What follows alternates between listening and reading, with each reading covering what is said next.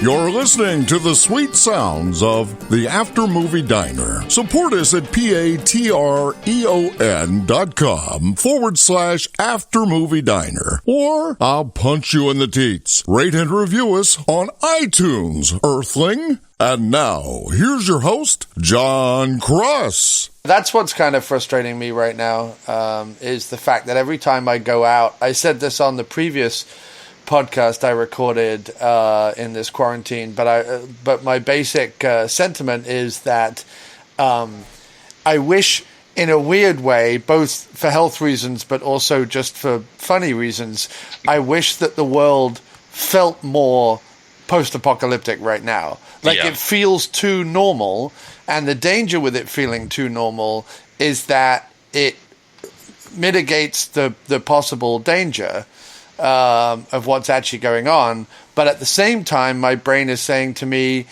so is what they're saying on the news actually going on? Because when I look out of my window, it's just, I don't know, it's just frustrating, I think.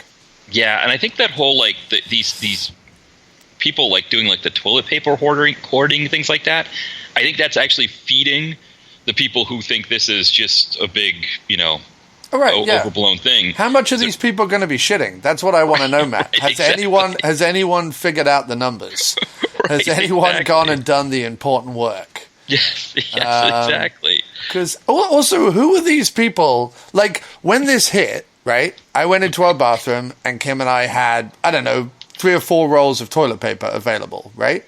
And I went out and I bought one more roll, one more packet, so that now we have around, 8 or 9 rolls of toilet paper or whatever it is, right? And I'm like, that's fine. Who was it when this crisis hit had no toilet paper at all? That's the other thing that I want to know. Who was it who went, oh shit, I don't even have any toilet paper. I need to go and buy, 78 rolls of the stuff. Yeah. Yeah, it boggles my mind. I was just like, we had some rolls. I bought some more rolls, and I bought some more rolls not because we needed more rolls or because I was trying to hoard toilet paper, but because everyone else was panic buying it. I had to get at least a packet, otherwise, 4 rolls later, and it would have been gone, Right, well, that was how I felt. I was at Rite Aid on Wednesday, I think it was, and they had toilet paper. And I was like, I need to just buy a pack just to know that we've got it at least. If it's here, and I'm not going to buy too much, I'm going to leave plenty here for everybody else. Right, but the trouble with panic buying is that it leads to more panic buying because essentially that first Friday night, last Friday or whenever it was, I came home from work and I just said to Kim, look, I'll hit up our 2 local supermarkets and get what I can because I didn't want to get to a point where the next Monday the mayor went, we're shutting it all down. Yeah. Everyone who panicked buy over the weekend, congratulations, because you're the only people who are going to have any food. Right. So I felt like I had to go. Not that I didn't go crazy. I got a bunch of canned food and some bread and cold cut. I got stuff that I could live off. Right, I didn't go nuts. I wasn't there was one couple in there who bought three enormous potato sack-sized bags of rice. And I'm like, if you live to 90, you'll never eat that much rice. Well, not only that, but we've got a rice cooker here, and I'll make a good sized batch with the idea in mind that I'm going to make this batch on Monday and have rice throughout the week that I can make meals with. Yeah. And usually by Tuesday, I'm sick of rice. No, of course. So, yeah. Right. So it's it seems like a great idea. Yes, rice, you can use it in so many different things, but it's okay, now I need something else to eat. I can't have too many rice dishes, and so right. Yeah, that's the other part of it. It's it seems like a great idea, right? Having enough rice to make sure Yeah. But eventually you're going to get sick of it, and you can't eat it that much. Also, we live in New York, Kim and I, and there's nowhere in an apartment, unless you're a millionaire, that has room for 3 enormous bags of rice. There just isn't. I mean, we're very lucky where we live because we have a slightly larger than average kitchen. and we have a landing, a hallway, because there's only 2 apartments in our building and a store on the ground floor. And so we have the 3rd floor, and it's all our floor, right? And there is a landing and stuff where the stairs come up. So, if we have any overflow of anything, we can put it out on the landing. So we're lucky in that regard, but that's a unique situation. So I mean, had I gone and bought, which I didn't, but had I gone and bought enough rice to literally kill 17 people, had I done that, then I would at least have somewhere to put it. This poor chap probably is sleeping on it at this point. His girlfriend's being like, "What did you do? You blew the rent on rice, you arsehole." Right. Well, maybe he has a secret frauding addiction, and that's why he's getting the sacks, because he needed something. He was worried if they're going to close the grocery stores, they'll have nowhere to go, and he needed the sacks. So that is a callback, ladies and gentlemen, to an episode of Drunk on VHS where Matt, Mo, and myself had to, or didn't have to, but were meant to be reviewing Salute to the Jugger, and ended up just talking about frotting, which for people who don't know what that is, it's essentially dry humping. So anyway, welcome to the During Quarantine Movie Diner. And we have on this week's show, I say this week's show, but I'm just going to be putting out shows whenever. So this particular show, we have Matt, and I can never get your second name right because there's 2 I's in it, and the second I just throws me. But Matt, and your last name is? So we've anglicized it to Poirier to make it easier. Okay, that's what I would have said. Okay, Poirier, that makes sense. Matt Poirier. Yeah. Whose claim to fame is the phenomenal blog and podcast direct-to-video Connoisseur, and his repeated and wonderful guest spots on the old Drunk on VHS show, which if you've been with us since the beginning of this podcast, hopefully you'll be familiar with. If you're just tuning in right now, I'm sorry, go find it. The Bat Cat is out there. It is available through the After Movie Diner radio station on Spreaker and on Apple Podcasts. So you can go back and listen to it. But yes, find the Matt, Mo, and me episodes, and they are particularly joyous. And there will no doubt be callbacks to it on this episode. So the During Quarantine Movie Diner is a slightly different setup, obviously, than the regular After Movie Diner, because we can't be in a diner, first of all. But secondly, because I'm going to be having revolving guests, which means I'm going to be asking all my guests to be just spinning round and round while I do their long introductions.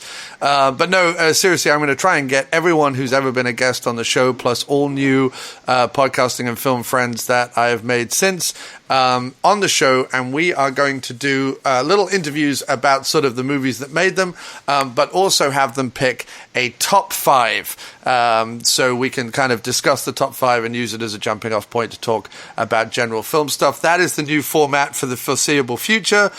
So Matt, with all of that rambling, why don't you let the listening several know what your top 5 was, and just in general, your movie background?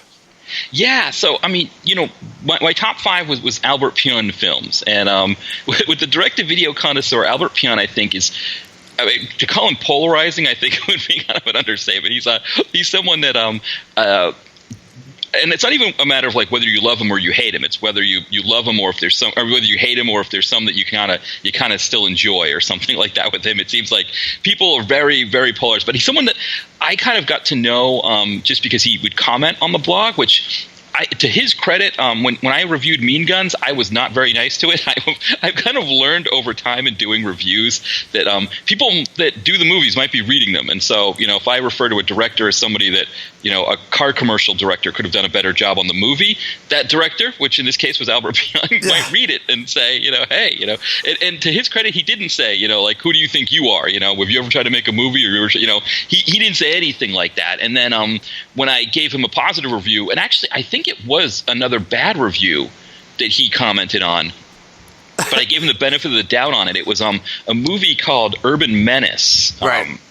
And it turned out that his 3 urban movies, when he went to when he filmed them in Bulgaria or wherever. This was from the late 90s, early 2000s. Urban Menace, 99, yeah. Yeah, so he did Urban Menace, Corrupt, and Wrecking Crew. And so he brought a whole bunch of rappers with him over to Bulgaria, shot 3 movies, and went back to America and found out that Air France had lost one of the crates of movies. And so he had to like cobble together, because I guess the way it worked was the company was like, well, you need to give us movies. You know, I don't care if you lost like a crate of movies. We're expecting something. So I watched Urban Menace and I'm like, and I said this, you know, with all due respect to him, I said, you know, Albert Pyun is a director. Like, he's a professional director. This looks like something that, you know, like a college student, you know, first year of film student would do for their project in college. Like, there's something wrong here. There's something not right. And he's like, boy, you really are a connoisseur, Matt. And so he's like, yes, actually something was wrong. I lost a crate of film. And that was kind of how he started talking to me about his movies and whatnot. And that's when he actually asked me to give Mean Guns, which is the one that I destroyed, it has me to give it another chance. But over time, I've kind of gotten a sense of what his approach is, what he likes to do with movies, and it's given me a better perspective on it, which I think some people might say, well, you know, because he's so nice to you, Matt, maybe you're just, you know, kind of defending him, which I can understand that as well. But yeah, I think that's one reason why I've kind of gotten to like his movies, and you know, but in trying to come up with this list, I did notice there were a lot of times where I was like, you know, that's one that there was something wrong with that movie. There's something that he tried to do that didn't quite work for me. Right. Well, I mean, he's an interesting guy, because I think that when it comes to when people kind of talk about low budget or B movie or straight to video film directors, lots of different names come up. In fact, we just, the recent episode of Direct-to-Video Connoisseur that I was on, we talked at length about Fred Williamson's career as sort of an indie producer-director. But I mean, most people can talk about, you know, Roger Corman or Charles Band. Pardon me, sorry. Mouth is drying up. Roger Corman, Charles Band, Lloyd Kaufman, like these kind of heavy hitters or very obvious low-budget directors, right? Very obvious. These are the guys that have stayed the course and, you know, come out on top kind of thing.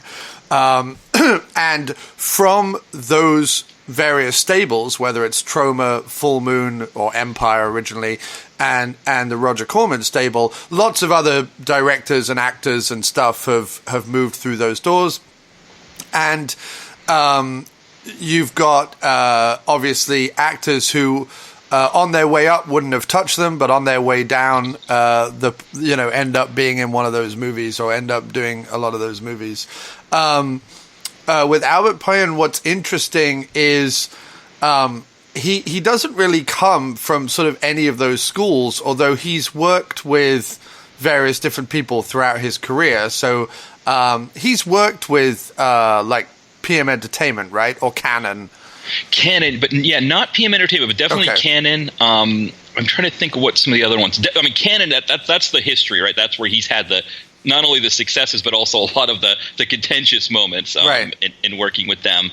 I was trying to think of some of the other ones that he has worked with. He did Full Moon, of course, because he did Doll Man, and has worked. In fact, that's the other thing that I like about Albert Pyun is that it's clear that.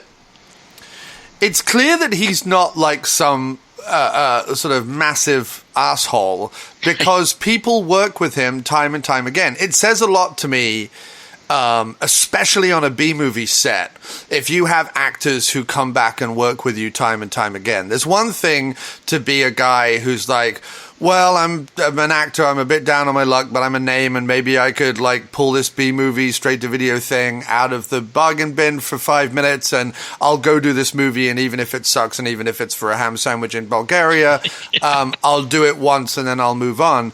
But people like Tim Thomason, who I have great respect for, Rutger Hauer, who I have great respect for, Ice-T, and various other actors whose names you probably know down the cast list, because I know that you mentioned a guy who shows up a couple of times in some of the movies we're going to talk about, whose name escapes me right now. But people work with him time and time again. He's his own, even though he's wandered in and out of Full Moon and Canon and so on, he's sort of his own thing, like an Albert Pyun joint is sort of unique to him. And the other thing, the last thing I would say is I found out yesterday if you're a movie collector in general, you and a genre film collector in general, you probably own way more movies of his than you're aware of. Like, I was able to dig out, I apparently owned like 10 of his films. Right. Well, that's how, like, how he ended up in the direct-to-video Connoisseur Hall of Fame, actually, was that I started, noticing his name come up when I was doing movies for the blog, and I was like, why did I see how many times we've done one of his movies? And it was like, I think we'd done like 20 of his movies without me even really thinking about it. And I think that's part of it, too. You're right, is that, like, for a lot of B-movie fans, there's probably a lot of movies that you didn't even know. I mean, like, Kickboxer 4, which I don't know how many people would have that in their collection, but and Kickboxer 2, of course, he did that one as well. Yeah.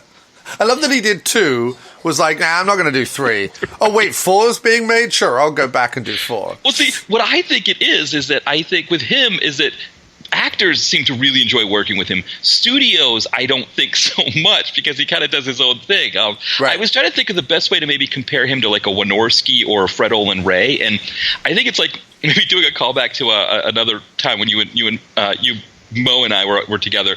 Let's say we've got our movie Hobo Butt Flute that we want to make. We've got our 80-page script, and we're the studio.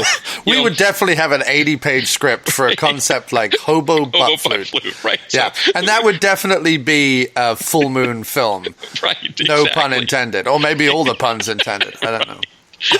So, we give it to Wynorski or Fred Olen Ray, and 2 weeks later, we've got something under budget that is close to what we were looking for. It's not going to be like, Seventh Seal or something like that, but it's going to do the trick, and we'll be able to get it out there. We give it to Pyun, and maybe a week after filming starts, we look at it and we're like, what is going on here? We've got cyborgs and post-apocalyptic futures on other planets, and this is not what we were looking for Hobo Butt Flute. Maybe it becomes absolutely nothing, and it's a complete we have joke. Punk mutant bikers. We have people who think they're in the 1940s. Right. We're like, what's going on here? And then, I think some studios go, no, this is not the Hobo Butt Flute we wanted, and they take it back from him and try to give it to someone like a Wynorski to save it, or they just go, okay, whatever, they try to change it in post after, or you just kind of let it happen. And with Pyun, you just never know, too, because like he was one of the first ones to work with rappers. And then, before it was like if you use rappers in movies, it had to be like a Boys in the Hood type movie. You didn't feel like you could put rappers in movies in another context, but he started doing that, using them in action movies and things like that. Or he does a movie like Spitfire that's essentially Spy Kids, later on down the road. So Who knows? Maybe our Hobo Butt Flute is, Marvel's, instead of doing Infinity Gauntlet, they're doing Hobo Butt Flutes or something. Listen, like that. I would be all over that. Right? You know what I mean? Amazing. But that's what makes Pyun unique, is that he has his own thing, and again, like Van Damme did not like that he had his own thing for Cyborg, and he pushed to get that movie changed. And I think we're going to talk about that later with another movie. But he didn't get along with him because of that. And but as you said, a lot of actors, they like working with Pyun. He has what I always joke about, the Pyun mainstays whenever I do one of his films. Like, who are the Pyun mainstays in this? Yeah, you'd recognize that more than I would. I was trying to do like a quick Pyun school yesterday. Like, I was trying to. I've seen a bunch of his stuff. I've seen Captain America and Nemesis and a bunch of sort of the big ones, and Mean Guns actually. But I hadn't sat down and like done a Pyun-a-palooza, which I did yesterday. Right, exactly. It's funny about Captain America, because he told me that he was also tasked by Canon to do a Spider-Man, and they couldn't do it with the budget that was allowed. They said essentially the problems of the Broadway production ran into with the wires and all of that. That they were having, and they just couldn't do it. I mean, can you imagine a Captain America and Spider-Man by Pyun? Well, I have to say what I love, and I know that and I wonder if he's in the Hall of Fame. But what I love looking through both the Pyun films, but also the Fred Williamson films from the last episode where we talked about, is the fact that between like 98 and 2004. Ice-T just was like, I'm going to make a bunch of B movies, and I have to like respect the hell out of that, because Ice-T ended up being in some Albert Pyun joints. He ended up being in Fred Williamson films. He ended up being like like Leprechaun 5 in the hood. So I mean, I don't know. I don't want to go down an Ice-T rabbit hole, but maybe you should look to put Ice-T in the B-movie Hall of Fame, because my goodness, has he paid his dues, as they say? Yeah, he's definitely a consideration because, like you said, I mean, and I think, Pyun was one that gave, I think was one of the early ones he worked with, and I think also as well, like you said, with Fred Williamson, who, it's interesting when you think of directors in the DTV Hall of Fame, it's, Pyun, Williamson, and Cirio H. Santiago, so quite an interesting crew there. I mean, hopefully, Wynorski and Olin Ray down the road maybe, but, that's one of the things with Ice-T is I think Pyun was one of the ones who was like, okay, let's do something with him. Yes, we want him to be a gangster. I mean, he's always like kind of a gangster in the movies, right? But it's not just him playing. He kind of saw something in using him, and I think the same thing with Fred Williamson, that they saw something, and next thing you know, he's in Law and Order, and right. I mean, on a regular show, and I think people were wondering about that too. I think when he got cast in Law and Order, there was some skepticism, and they paired him with Richard Belzer, I think, on Special Victims Unit, and I think there was skepticism. Belzer, who has played the same character since the first episode of Homicide. Right. He has played Munch on something. I think he's played that character more than any other person has played a character ever. He is I think he's appeared in every version of Law and Order except Law and Order UK. I think, is the only one he hasn't appeared in. Although I wouldn't put it past him. I mean, I would not put Belzer past him. He's like, free trip to the UK? Sure, I'll show up and play Munch in, like, I don't know, Munch Goes to London or some episode. Exactly. That would be fantastic. Or maybe even if he was just vacationing in London, they were like, hey, we're shooting. And like, okay. Yeah, great. I'll just come by. I'll put on the sunglasses. I'll walk through the cop room, and then I'll get out again. It doesn't really matter. You just assume that Belzer is somewhere. Like if a Law and Order episode is being made, you assume Belzer has a trailer, even if he's not in that episode. Right, he's somewhere in the. And what else is he going to do? He's Richard Belzer. He's this is he's like, hey, you need Munch somewhere, don't you? Yeah, come on, let's have Munch show up just randomly. Yeah. I love that, though. They've never killed him off, I don't think. I don't know. No. I mean, Kim watches the later series of Law and Order, SVU, which I love, too. I mean, just the John Mulaney stand-up about Ice-T in Law and Order SVU is spot on, because it's really the reason why we all watch it, is for is for Ice-T to be talking about how much semen they found. But because it's so fucking rad.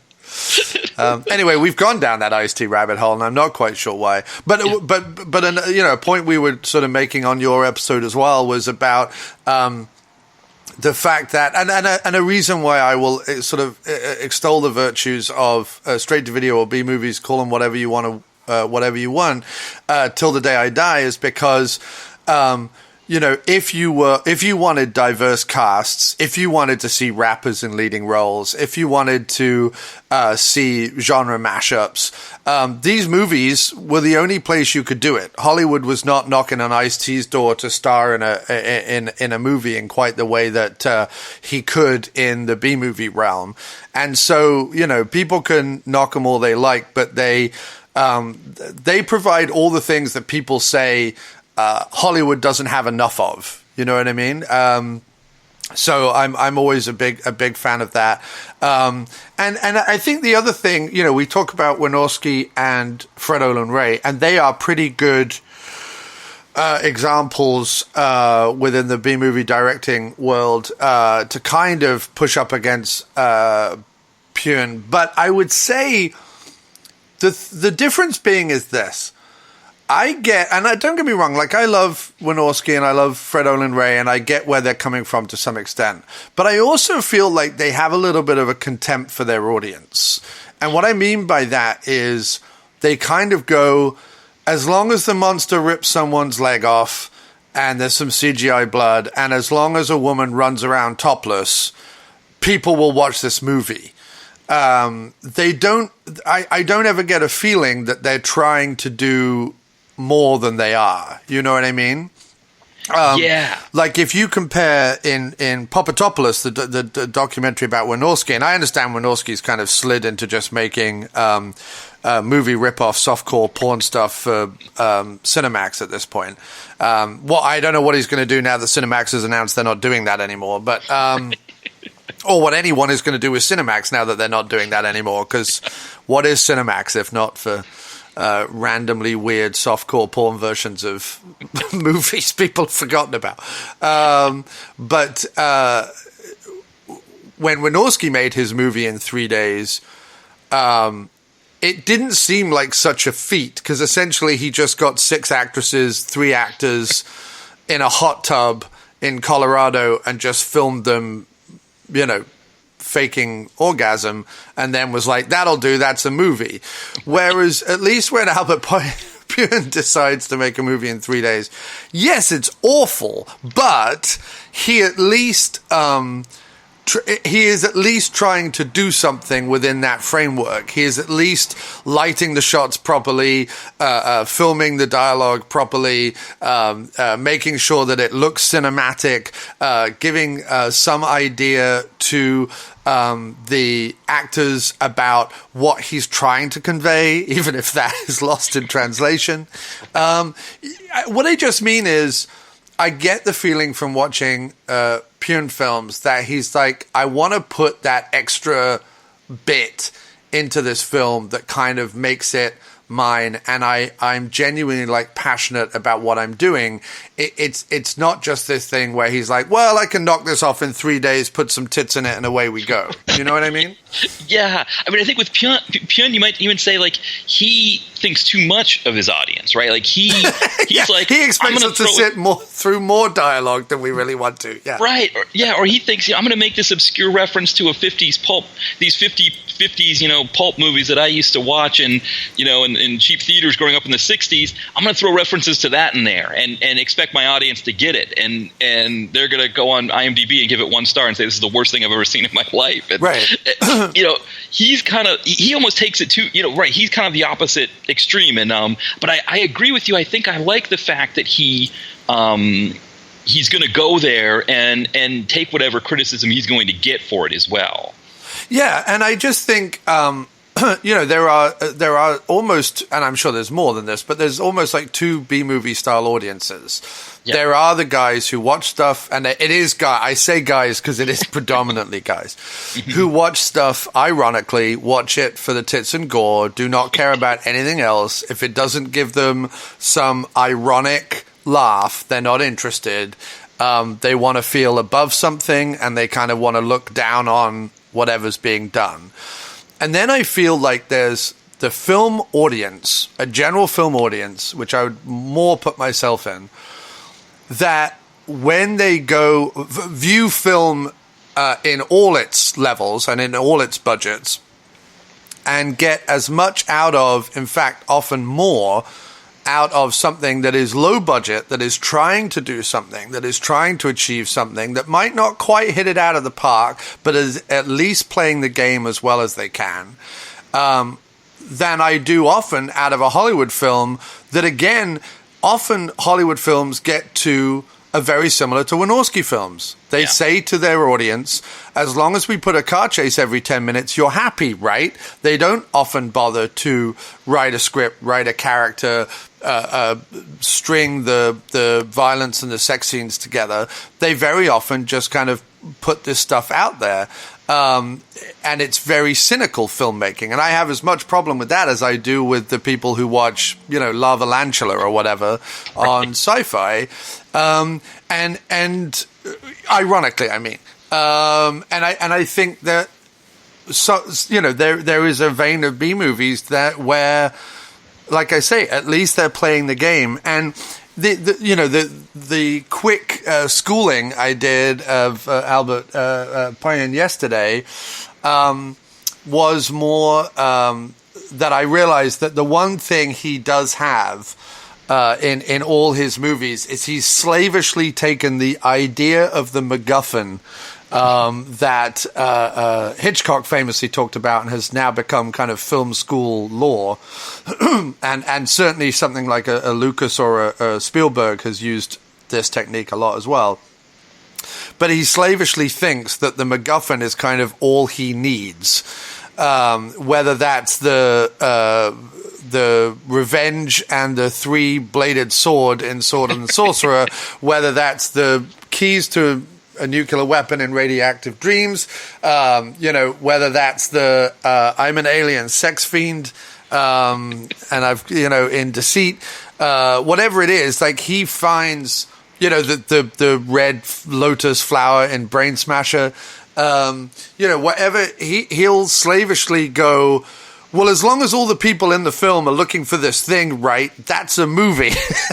You kind of go, it's not. You've lit it very well. You've put a bunch of people on motorbikes. That's exciting. I don't know that these two nuclear keys, in the case of Radioactive Dreams, that were buried in a hillside with two dudes watching 1940s movies, when they come out and they realize the danger of the keys, just destroy them. Like, why? Then the movie's over. Right. Because I think that's his thing, right? Is that it's like, okay, you've got your like you said, like you're sort of that MacGuffin, that kind of that piece that it's sort of centered around, and then he's like, let me just make it as stylish around the rest of it as possible. Right. Let me add as much accoutrement, as I guess we could say, maybe. Yeah. And so sometimes I watch it, like with Radioactive Dreams, I liked it, that they were the kind of the tone and all of the stuff that he just kind of threw in at it. Right. Alien from LA, maybe not so much, right? You gotta just and I think that's what's always interesting with him, is that he has like all of these influences that he just wants to put into the movie and make it look a certain way. With his basic plot. And I mean, it's interesting because, I don't like to talk about Woody Allen too much, but, Woody Allen, it's like for a while, he was making a movie a year, and you'd start to see scripts being recycled. Like, okay, how many different ways can he do crimes and misdemeanors? And I think that's kind of what Pyun does as well. Like, how many ways can okay, it's keys in this movie, it's the red lotus flower in that movie, it's, and it's so it's like you said, it's always kind of the same thing. And then it's just what can he do around it? And it's like, does what he puts around it work, or is it you're kind of like, no, it's not enough? And that's why I think, for me, if he has any weaknesses, it's definitely the scripts. Yeah. I mean, I'm sure it's a cost-cutting measure to have him write the scripts himself, and I'm sure he himself enjoys writing. So I'm sure that's why he does it, or whatever. I don't know.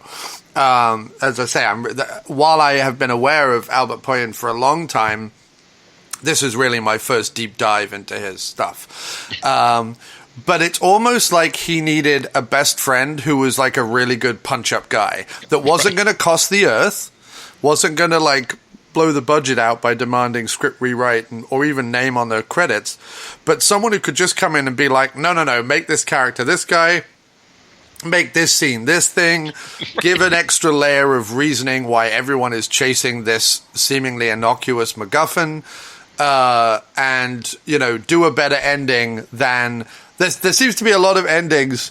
Maybe it's just Radioactive Dreams and Sword of the Sorcerer, but the big ending move is someone either swings on something or slides down something.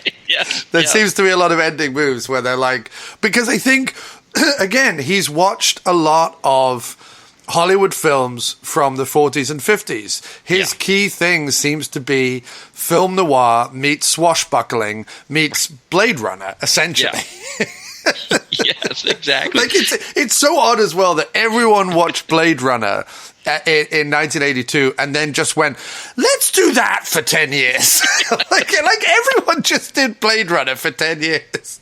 I know. And what's amazing is Blade Runner didn't do Blade Runner for that period. They waited until well after, and they thought, okay, now let's do it with Ryan Gosling and see what happens. And so, they were the ones who could have been doing it all that time, and they're just putting out different director's cuts and whatnot. But you're right. It's like when Die Hard came out, everyone was just like, well, just do Die Hard. It's Die Hard and Blade Runner. It's really just, we'll do that. Yes, those are the two, yeah. I mean, Die Hard, everybody jokes about Die Hard in a blank, right? Because it's just like, what can we do it in what location can we add to it? And then I think Seagal with Under Siege added the female tag along to the paradigm, and the fact that it was they were on a boat, but on the second one he's on a train, which is hilarious anyway, because Seagal on a train, he could fit in a train. So, yeah. It's always great. One thing that's interesting about the script part of it is his wife and business partner now, Cynthia Kernan, she has been writing a lot of the scripts lately. So how has that helped? Yeah, I mean, the past 10 years, I mean, it's been a little bit less of that kind of, but, I think she did Tales of an Ancient Empire, which the hard thing with Tales of an Ancient Empire, which was supposed to be the sequel to Sword of the Sorcerer, is that I think she promised right after Sword of the Sorcerer, right, exactly. and took 40 years to make it. It was in the credits. That's one of the interesting things is, like, if you go to, like, his websites and things like that, he's just always, this project's coming, this one's coming along. And, now I believe, he has MS, and that's been, affecting things. But, back in 1983, that wasn't the case. He was just, and who knows? I mean, that movie was so successful. I mean, I think it was by far the most successful of his movies. I think I looked on IMDb, it made like $40 million in 1983, which is huge. I can't believe they weren't knocking down his door to be like, dude, just make Tales of an Ancient Empire. Just do whatever you got to do to make that. It's probably one for the stories. Because I've been out of contact with him for the past 4 or 5 years, so I haven't since I was on hiatus. But I've never asked him, like, why didn't he just do another one? Why didn't that happen? Well, what I love, we were talking about Die Hard, and of course, Albert did his own Die Hard version in 1997. So 12 years later, they're still making Die Hard ripoffs. And his one, he's like, yeah, it is going to be in a building again, which is very Die Hard. But how about we make it the Olympic swim team, which is because I'm pretty sure if someone tomorrow took the Olympic swim team hostage, no one would know about it. Yes. It would not be news. I'm not to disparage Olympics or swimming, but I just mean people are like, we can replace them, right? Right, exactly. We can find 12 other swimmers. Yes, well, I love too that he's like, he hears about the Richard Jewell thing and thinks, okay, the Richard Jewell thing, like Clint Eastwood's got to make some big movie about it, however many 20 years later. But Pyun hears it and he's like, yeah, let me make a Die Hard movie with Andrew Divoff and whoever else was in that movie. Lyndon Ashby. Has a small team. That's right. Yeah, exactly. So it's hilarious that kind of the difference where that Pyun is just like he hears something, he's like, I got to do something with it. Yeah. And that's what you end up with. Yeah, you've got a janitor, Jack Bryant, has to stop terrorists who are holding the U.S. Olympic swim team hostage. Because that would be a thing that terrorists would do. Right, exactly. Go over to the American infidels. What is it that we really hate about them? Well, we hate their money, their wealth, their corporations. No, I know all that, but what else do we really hate about them? Well, we hate that they're always talking about their military might and their, international policies. I know we hate that, but what else do we hate about them? I don't know, their sports. Sure, sports. Let's talk about that. Let's talk about what do we hate about sport? Baseball. We hate baseball. No, baseball's too big. American football's too big. Think smaller. We don't have the money. Right. And eventually, like 3 days into the planning, they go, a U.S. Olympic swim team? That's it. Take them hostage. That'll get the ball rolling on our terrorist agenda. Well, what's funny is now you think about the whole Ryan Lochte thing. Like, there probably would have been an applause scene if, like, they had done it in today with the men's swim team with a Ryan Lochte character who's like the first one to get shot and thrown out the window. Right. They would be so maybe in that sense that you could do it today, and it would actually make more sense today than it did back then. Where you're right, nobody really cared about the swim team. Although it did just get a Blu-ray release, and so it did just kind of get released as if it was a new film, even though it's been out for 20 years. Yeah. I was at the MVD site. I was kind of interested in the movies. I mean, the Nemesis ones made sense. Crazy Six didn't quite make as much sense that was also getting a Blu-ray release from Albert Pyun. Listen, when the studios, and I was talking about this with Jim on the previous episode of Stuck in Quarantine After Movie Diner, when the studios turn their back on their back catalog and their physical media, someone has to pick up the slack. And if that means we get a Blu-ray of Crazy Six, starring Ice-T and Burt Reynolds and Rob Lowe. I mean, come on, guys. Were you all hurting that much in 1997 that you had to star in an Albert Pyun joint? Yes. I know. And, I mean, Rob Lowe in that one too. It's like, like his one feature that he sells the most is his face. And what does he have, like a mustache or something? I mean, he's like, I'm trying to remember. Like, he was just completely haggard in that film. It was like, It was amazing. I mean, yeah, Pyun, like with his, if you go to his website, he lists all the people he's worked with. Yeah. It's like a paragraph long of people. But he did one with Charlie Sheen called Postmortem. Of course he did. Yeah, and it takes place in Scotland. You couldn't say anything that would surprise me at this point. You know what I mean? He did one with Max von Sydow called Hat Stand. I don't know, like. That would have. It's funny because some of the people he hasn't worked with surprise me more. Like he's never done anything with Cynthia Rothrock. Never did anything with Dolph. And I mean with Dolph, I bet you anything that Canon, when they did the Masters of the Universe, I bet you they probably did try to get Pyun on that, and they were just like, "There's no way this guy is going to do what we need him to do to get this thing under budget." And they were just like, they were frightened about the idea of He-Man with an eye patch in a post-cyberpunk, post-apocalyptic future. Although what they got. What they got, if someone told me that Albert Pyun had directed Master of the Universe, I would almost believe it. Now, don't get me wrong, I absolutely adore the Dolph Lundgren Master of the Universe. Unironically, I absolutely adore it. I have very fond memories of it as a child, and I still watch it to this day. It's one of those, it's up there with Howard the Duck for me. Everyone shits on it from a great height, but I love it, and I love it unabashedly.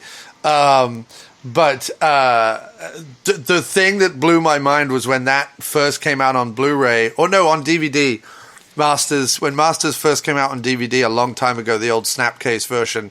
Mm-hmm. I think all it has on it is a director's commentary. There might be an old behind the scenes EPK, but on the director's commentary of Master of the Universe, he talks about it like he was making Amadeus or Phantom of the Opera or something. Like he talks about it in these grandiose terms, and I'm like, dude, you did not need to build Skeletor's throne room on like the largest soundstage in Hollywood. Like you could have literally built that in my living room and just either green screened and or matte painted the rest of it. Nobody can. Right. Yeah, it was funny because he was talking about how how Masters of the Universe was done, it was set on Earth to be able to do it on the cheap. And he was like, but, it came out good. And I was thinking to myself, well, no, the idea was still sauteed in wrong sauce. Like the movie, you can have fun with it or not. But the idea that, He-Man was taking place on Earth to save money, for me, it was like, well, maybe you shouldn't have made it. But they made it because the idea was that, it was a big property, and I guess it ended up sinking them. Also, the big problem with that is it's much cheaper to shoot in the desert with some rocks and a few people in loincloths and a couple of, plastic laser guns than it is to, lock off streets in towns and blow up synthesizer stores and set fire to a gymnasium and, all that stuff that happen and have mad keys and things that are made that are apparently looks like a new Japanese synthesizer. Said nobody ever. And getting Courtney Cox, and everything they do in that movie is antithetical to saving money. If they literally wanted to do, which the opening scenes seem to make it like they want to, is that sort of dusty, desert-bound Star Wars thing, they should have done it. Also, why invent a character that has to have head-to-toe prosthetics when you could have just had a guy in a red hat and gown and a black mask over his face being Orko? Yes, you could have done that super easily, and then all of a sudden all these characters show up in head-to-toe prosthetics. None of these people are even in He-Man. No, I mean, that's the thing. Knowing He-Man as I did growing up with it, it's like, there's a B guy. There's the B guy is pretty easy to replicate. You just put him in a mascot suit and with his little pincer things, and Faker, he's just Dolph Lundgren painted blue. You could just have Dolph Lundgren painted blue and you've got another character there. Technically the way it was supposed to work, right, was that Dolph should have been playing all the characters in He-Man, right? Because they're all just He-Man's body with a different head on it. So he should have just been wearing masks and being everybody in the movie. So that would have worked out better, I guess. Yeah, but I like I think that knowing the history of things, and I love DVD commentaries and Blu-ray making ofs and all the rest of it, I never want them to go away. But almost when you see behind a film like He-Man Master Universe, it almost ruins it. When you watch it unencumbered by any knowledge of what they were either trying to do or whatever, you're just like, this is so insane, it's kind of brilliant. And I feel that way about Pyun's films as well. Yeah. It's like the few that I watched yesterday, I have to say that by the middle of Deceit, I was, the brain was running out of my ears, and I couldn't quite keep up at that point. But what I like about it is the inventiveness. I mean, if you watch Sword and the Sorcerer and Radioactive Dreams back to back like I did yesterday, neither makes a lick of sense. I haven't got a fucking clue what's happening in either film. Very difficult to follow. But they look the business. Everyone is giving it 110% with either the swashbuckling and or the mutant punks. Everyone is giving it the beans, and they look $1 million, and as long as you don't really care about what's going on, there's a shed ton of inventiveness that's being thrown about the place. And my only thing is I wish he had a slightly better writer and a slightly better editor. But outside of that, I can't really complain about either of those two films at all, for outside of the fact they don't make a lick of sense. So at this point, Matt, as we head into the last 25 minutes, why don't you let everyone know what your top 5 was? And we've talked about some of them, but we can start kind of breaking them down a little bit. Yeah, so my first one, of course, was that one we talked about before the show, called Road to Hell, which was Pyun's sequel to Streets of Fire, starring Michael Pare. And I have no idea why this movie did not get released on DVD, because there's a couple that happen around it, like Left 4 Dead, Bullet Face, that you can get on Amazon on DVD. I don't know what happened to this one. I don't know why. I don't even know if you can get it through. I wish I'd watched that one instead of Deceit. Right, exactly. Well, yeah, I didn't realize it was a musical. It's a Pare sequel to Streets of Fire. Yeah, exactly. And so it does have some music in it. Right. It's like if you think of everything about Pyun in his other movies, it's almost like he puts all of those elements together, and it works. The only reason why I have it at number 5 is just the fact that it's so hard to find it. It's like, it's hard to tell people how great a movie is. And like I was digging through emails and stuff to find that the link to the screener that I'm pretty sure they sent me a screener to watch it when it first came out. And he wanted my feedback on it, and I gave him some ideas about what I liked, and maybe some parts of it that didn't as much work for me, but overall, it's like everything we were just talking about with Peanuts. It goes into that movie and it works. One weird thing about that one as well, there was a Facebook account that was named for Michael Pare. I don't know if it was really him or not. He first commented on Pyun's post about the movie, and then he messaged me, direct messaged me, asking when the review was going to be up. And I told him about that. And it didn't feel like it was really Pare's account, but Pyun was responding to it like it was. So I thought, okay, I'll just go with it. But when I was looking for the link, that account no longer exists. So somebody was masquerading as Michael Pare, I believe, around that time, trying to get information. It's funny. I think weird B-movie celebrities do like fling themselves onto Facebook for a minute and then disappear again. I always wonder, like, there's a guy on Facebook who says he's Yaphet Kotto, commented frequently on the Larry Cohen stuff when that was coming out, the documentary about Larry Cohen, and also when Larry passed, because obviously they'd worked together in Bone. Seemingly was Yaphet Kotto, the way he was talking, but everything else on his Facebook page is about like mad alien conspiracies, like everything else. I guess, okay. Which I've heard that Yaphet Kotto is a bit bonkers at this point, so I'm willing to accept that he's somewhere sat in a room typing mad alien conspiracies on Facebook. In fact, I kind of hope he is. Yeah. But also, if it isn't him, if it's some mad alien conspiracist in the Midwest who's just like, I'm going to pluck a name out of a hat and pretend to be Yaphet Kotto, which equally is also psychologically questionable. The fact that he was then commenting seriously on Larry Cohen stuff, I'm like, wait, are you taking this Yaphet Kotto thing to the next level? But yeah, it can often be disturbing as well, because the few actors who I grew up really admiring, who then show up on social media and turn out to be nasty, belligerent freaks, bothers me. Like the guy Dwight Schultz, who obviously plays Howling Mad Murdoch in the A-Team. And by the way, like, I absolutely adore the A-Team, but the more you find out about that TV series, there's like, it's so wrong what they did to the female stars and how they all behaved and how George Peppard behaved to Mr. T. And like, there is so much about that series that is just horribly, horribly wrong.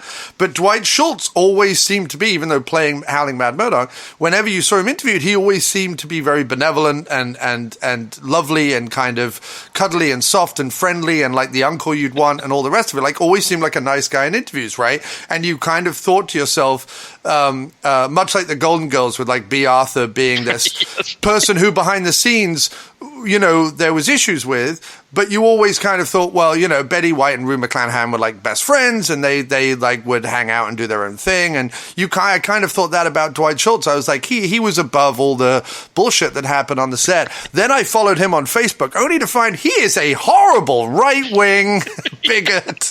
And I'm like, oh, okay then. Yeah, I ran into that with Robert Davi. He actually... Robert Davi, yeah. He's another one, yeah. Yeah, he commented on a review I did of a Dolph movie that he was in, essentially correcting me because I was saying that his English accent in the movie was coming in and out, that it was inconsistent. There's a Robert Davi movie where he tries to do an English accent. Okay, I believe it's called Blood of Redemption. Okay. And so he told me that his character was supposed to have been in the United States for many years, and so he was trying to imitate people who are from England whose accent fades, but then if they're in the presence of Vinnie Jones, it becomes thicker again. And so I gave him credit for trying that. I was like, okay, that's what you're going for. I appreciate that. And we follow each other on Twitter, and he's always posting stuff like that. And I went back and looked because I was like, I've been off for many years. I wonder who's still following me. And he was still following me. And I was like, okay, you know what? I'm just going to let him post what he's going to post or whatever, and it could be damaging to the country if it's he's posting things that aren't true, but he still respects me enough because I'm occasionally my bedwetting liberal stuff that I post every once in a while. He doesn't seem to care about that too much, but yeah, that was how I met him, or not met him, but he commented on that post. But that was what he was telling me, was that his English accent was inconsistent because he was trying to imitate somebody who'd been in the United States for a long time. I just love that we live in a world now where someone like yourself or someone like myself can get into a conversation with Robert Davi about how his English accent, because he was in a movie with Dolph Lundgren and Vinnie Jones. Like, we live in that world where if someone says Dolph Lundgren, Vinnie Jones, and Robert Davi, people go, yeah, sure, that sounds like... Yes, exactly. Yeah. The whole story makes sense, right? Exactly. And he's commenting on the post and following me on Twitter, and I follow back, and it's absolutely amazing. Yeah. And I have to say that when I interviewed Robert Davi, he was an absolute sweetheart. He was really very generous and lovely to talk to, and even asked at the end of it, he was like, so how is the website going, and how is the show going, and I hope this gets good numbers, and I hope this helps you out. And like, he was a really lovely guy. But yes, I still follow him on Twitter as well. But because he's not James Woods level that's true. Problematic. He is a vocal Republican, and he certainly doesn't share my views, but he's a lot more respectful than James Woods is, and a lot less prone to hyperbole and idiocy. He also gets like less attention than James Woods does. Right, that's true too. Maybe if he got more attention, he would. But no, Robert Davi was lovely. But anyway, sorry. Road to Hell, Michael Pare, sequel to Streets on Fire. So that was my number 5. Now my number 4 is going to be slightly controversial because I actually did this on a podcast with Jamie back when we were doing the show before my hiatus. It's called Brain Smasher: A Love Story, which I think you own on DVD as well. I do. It was one of those where you were like, Brain Smasher, and I'm like, wait, I own that movie. I own that one. Yes. It was one that back when we started Dr. Action years and years ago, Doc, bless him, used to go to thrift stores in the UK, buy up movies on DVD for like 50 cents or whatever, or the equivalent of 50 cents, 50p, and mail them to me. And he used to mail me huge bundles of British action DVDs, and Brain Smasher was one of them, and I still have it to this day. So that's how that happened. Yeah, it's one of those ones I think that's almost exactly what you were talking about, where it's like the plot it's either simplistic in parts or just kind of all over the place, but it's the stylish part. It feels like a movie that if I were doing like kind of a like a showdown, a Big Trouble in Little China type romp movie night, I would slot that in maybe later in the evening when people are starting to kind of fall asleep. When people are high or drunk. Right, exactly. People have had they're the six pack, the 6 month, or whatever. That's where I would slot it in. Like, I don't think I wouldn't put it on that level of Big Trouble in Little China. I wouldn't put it there for that. But for what Pyun was trying to do with it, I thought it was a lot of fun for me. The fact that it was Andrew Dice Clay and Terry Hatcher. I mean, we know Terry Hatcher's career takes off soon after that, so I don't know how she felt about doing romance and love scenes with Andrew Dice Clay, who I think he was just Andrew Clay in that movie. But the Dice Man plays a bouncer called the Brain Smasher. Terry Hatcher plays a fashion model who is embroiled into a world of Asian espionage and whatever because of a red lotus flower that her sister mails her. Like, it's so whatever. Yeah, and it's like you're watching this ludicrousness happen, and then there's like a scene where like Terry Hatcher is like kind of running from Yuji Okamoto and some other people while there's a big, huge advertisement for her behind her, and it's like the scene just looks fantastic. Yeah. And I think for me, in a case like that, maybe it is more about style over substance, and because it's a fun kind of romp action movie type thing as well. But for me, and like I said, when I watched this with Jamie, she did not agree with me. She was kind of like, she didn't come out right out and say it, but I had a sense that it was like, why did you pick this, Matt? Or why did you tell me this was so good? Yeah. I'm beginning to question your judgment. She didn't come out and say it. I think she was trying to be kind to me about it. But so it's not for everybody. It's definitely a Matt's favorite as opposed to trying to make some kind of definitive best of Albert Pyun. But I think one thing I would say is that don't do what I did. Do not binge watch Pyun films.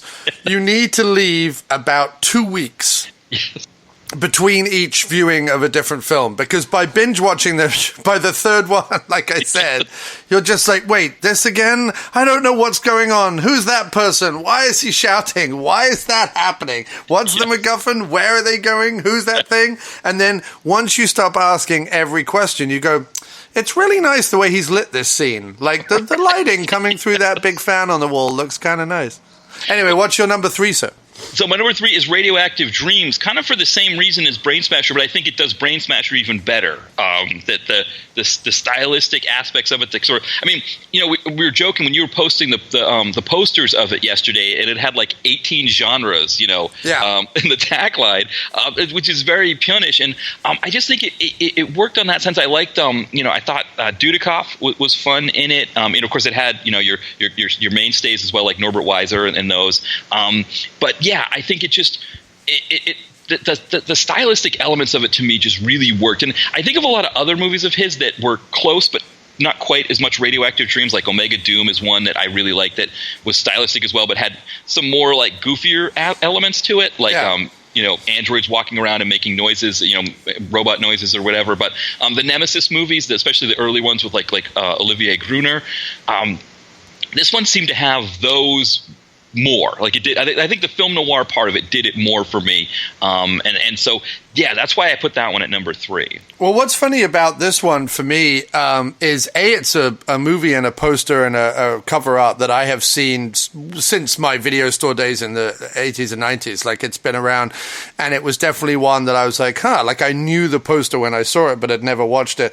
The second thing that was really surprising to me is I've always watched the first American Ninja and just thought, even though in American Ninja the character that Dudikoff is playing is meant to be like sullen and monosyllabic and not and keeps himself to himself and all the rest of it, I just always thought that Dudikoff was just really wooden, and it wasn't until like later in his films, because very often actors like Dudikoff, who are more either for their looks or for their martial arts or for whatever reason, are in a movie, they get better with time, right? So a Jean-Claude Van Damme movie, while his action might be better in his earlier ones, his acting is better in the later ones, and so on and so forth. But actually, it turns out, like in Radioactive Dreams, which was made around the same kind of time as American Ninja, or certainly comes out the same kind of time, Dudikoff's actually acting in it, and I was actually kind of blown away by it, and it actually gave me a new appreciation of American Ninja, because I'm like, wait, in American Ninja, he's actually playing a character. It's not just that he's some wooden surfer dude who can't act. That's why he thinks the character is an American Ninja, because in this movie, he's fucking tap dancing and making out with people and doing wisecracks, and, you know, like he's the, what is it? He's like the wacky, he's like the Dean Martin kind of, no, he's like the Jerry Lewis, rather, to the other character's Dean Martin. And so, yeah, it's completely bizarre to see Dudikoff, like, certainly, I think my favorite part of the whole movie is Dudikoff, that and the way it looks. So we're slowly running out of time, I'm afraid. So let's go into number 2. So number 2 is going to be definitely a controversial one. I picked Deceit for number 2. Oh, and it's just jeez, really? Yes, and it's because it is a middle finger movie to Jean-Claude Van Damme. So I love Cyborg, and Cyborg probably would have been here, Cyborg or Slingers, right. Whichever one would have been number 2. But I just love the idea of, like, I am so infuriated that this punk kickboxer kid who's in this movie is forcing me to do reshoots. So you know what? I'm going to take the equipment for these, and I'm going to make sure that I pick the locations I want for my movie Deceit and film the reshoots in those locations, and then after hours I'm going to shoot this movie. And yes, it's not the best movie by any stretch, but I love the idea of a middle finger movie, of just like... Right, no, I understand that, yeah. Yeah, and it's so Pyun. It's so Pyun to just be like that. I don't think you would get that from another director who would just be so infuriated. They would either just leave and be like, fine, I don't want to deal with this, which eventually, right, Cyborg gets taken from Pyun, and he it's not the movie that he wanted it to be. And, you know, I think for me, I kind of like the Canon reshoot, the Canon edit a little bit better, but I think that the movie that Pyun wanted to make would have been for a better franchise. It would have been, you know, sequels that would have fit more. It would have been 90s syndicated TV shows. That's what, you know, Pyun's version had more foresight to it. It would have been a better movie overall, whereas, you know, Van Damme's was just further Van Damme's career and with it. You know, Pyun says, you know what, fine, you're going to do this with me. I'm going to do this instead. And so that's what I just love the idea of a movie being that. It is amazing. When I saw that in the credits, I was like, why did he thank Van Damme? Like, this movie, it was on the fence for me. It was iffy, you know, because like you said, it's kind of all over the place. And then I wrote, you know, he commented. He actually said in the comments, he's like, you know, I pasted the comments for you where he was just like, yeah, I was pissed that I had to do reshoots. And so I just, you know, I made sure I had the equipment on weekly rental so I could use it whenever I needed it. And I picked this locations. Well, I watched the first 40 minutes of the movie, and by the time the so-called alien sex fiend, which as far as I could figure out was really just a grubby man in an overcoat, he was shouting at the woman repeatedly, shut up, shut up, shut up, shut up, shut up, in a high, squeaky, annoying whine.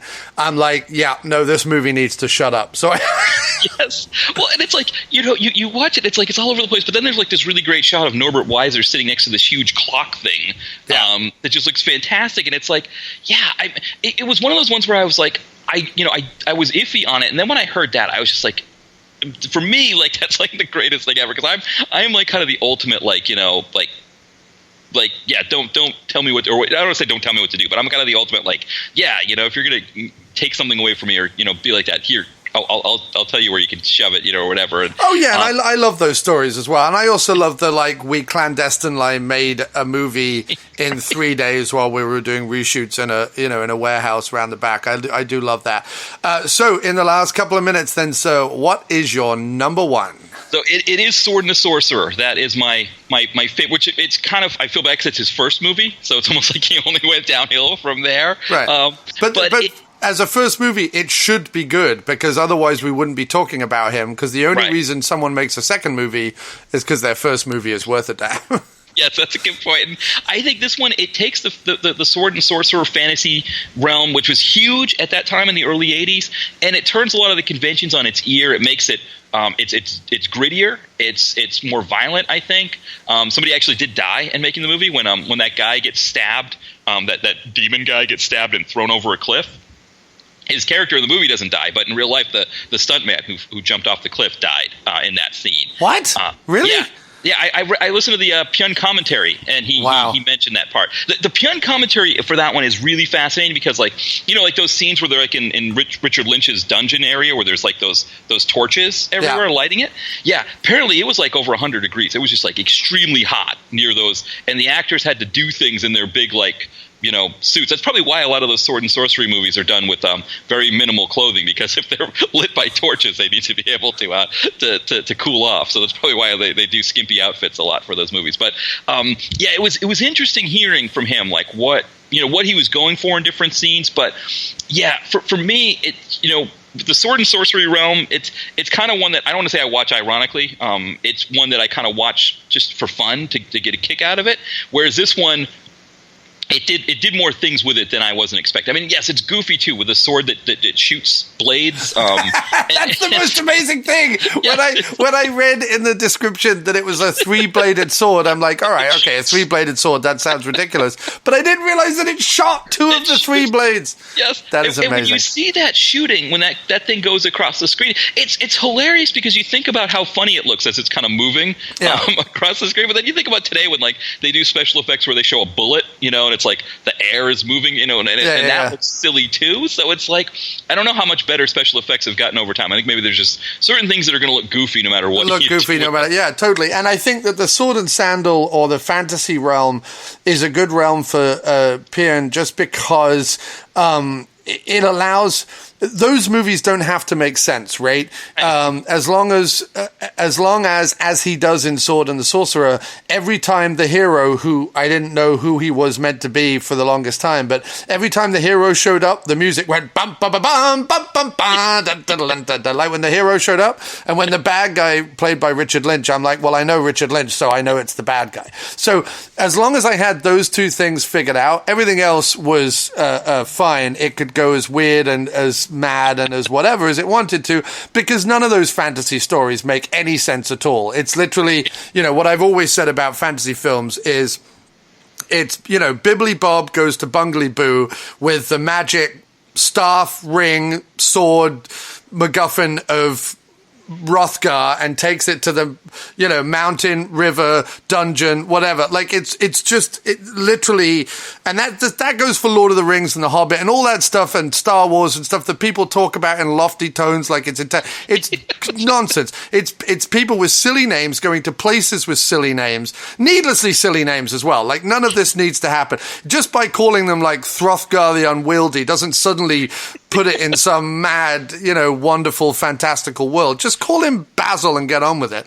But, they're all trying to take whatever the MacGuffin is to the place to stop the bad guy getting the thing, and then it ends. And just because Tolkien managed to stretch that out over an interminable long period of time, and then Peter Jackson made it 3 times as long, it doesn't make it any classier or any better. So give me Sword and the Sorcerer. It's a good tight 90 minutes. There's a 3-bladed sword that fires 2 blades. None of it makes a lick of sense. But it does have the pleasing thing in it, which I absolutely love this, is that when you go through Sword and the Sorcerer, all the different names are like what I'm talking about. They're like Algar and Thrithgin and blah, blah, blah, bblah, blah. Occasionally, though, you get like an Eric.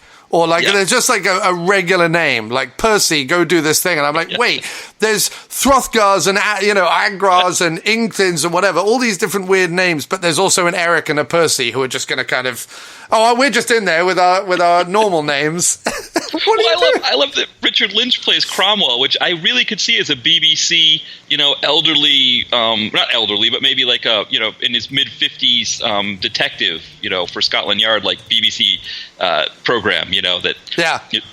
No, definitely. You could definitely, Well, when it came up, Richard Lynch as Cromwell, I thought he was playing like Cromwell, the reformer from the British Civil War, and I'm like, Richard Lynch is playing Cromwell. Anyway, Matt, I'm really sorry to have to cut this short, but I'm going to have to wrap this up. Huge amounts of fun, and I've loved every second of it. And thank you for bringing us your top 5 Albert Pyun films. And let's have you back on down the road, sir. Absolutely. Thank you as well for having me on. It was a lot of fun. I really enjoyed it. Yeah, it was great, man. Thank you so much for understanding that I have to wrap it up, and thanks so much for the conversation. You take care, and we'll speak again soon, dude. You too as well. Have a great one. Bye now.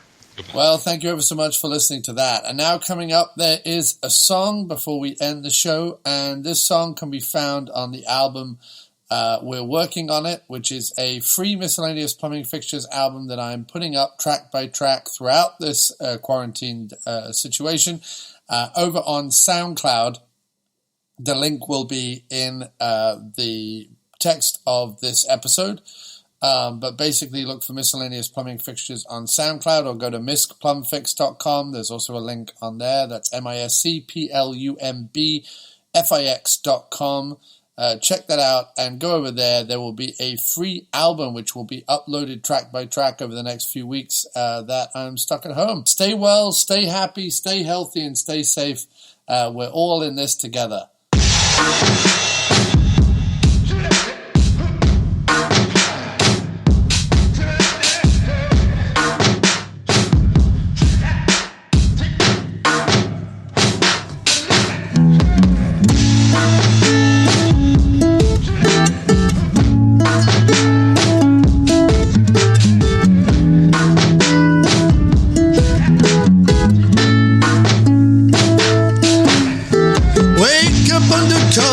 I need a beverage, make up all the answers till there's second nature, and then start all over again.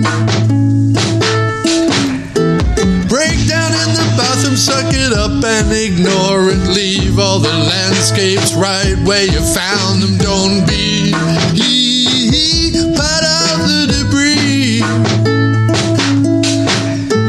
Someone beat you to it, someone beat you down, someone made somewhere something to drown, something to drown.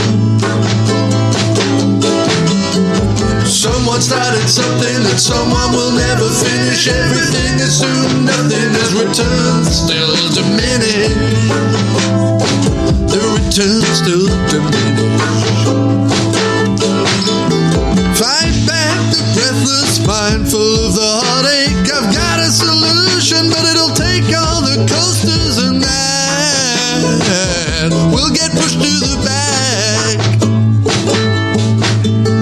Someone took it all away, someone cares a bit, someone likes the moment to make someone fit.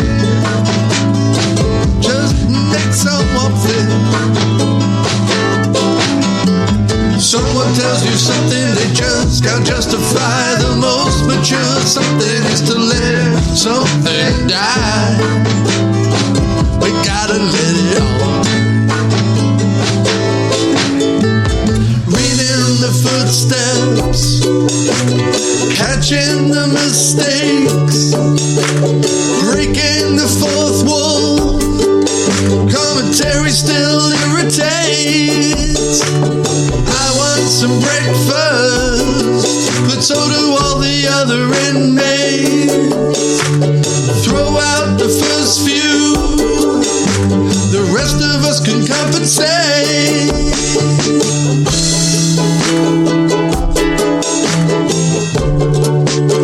The rest of us can compensate.